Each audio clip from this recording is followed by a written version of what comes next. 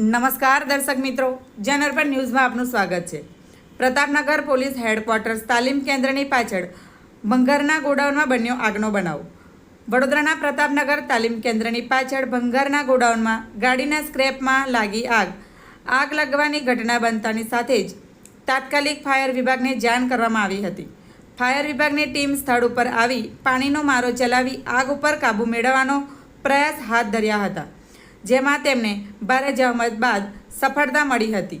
ગરમીનો પારો દિવસે ને દિવસે વધી રહ્યો છે, ત્યારે અનેક જગ્યાએ આગના બનાવ બનતા હોય છે અને આ આગ ઉપર કાબૂ મેળવવા માટે વડોદરા ફાયર એન્ડ ઇમરજન્સી વિભાગના લશ્કરો ખડા પગે પ્રજાની સેવા કરતા હોય છે। ત્યારે આજરોજ વડોદરાના પ્રતાપનગર પોલીસ હેડક્વાર્ટર્સ તાલીમ કેન્દ્રની પાછળ ભંગારના ગોડાઉનમાં બન્યો આગનો બનાવ, જેમાં સમયસર સ્થળ ઉપર આવી ફાયર વિભાગના લશ્કરોએ આગ ઉપર કાબૂ મેળવ્યો હતો।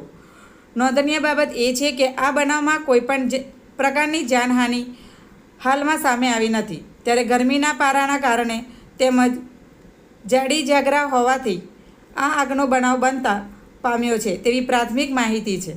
આવા જ નવા સમાચાર જોવા માટે જોડાઈને રહો જનઅર્પણ ન્યૂઝ સાથે।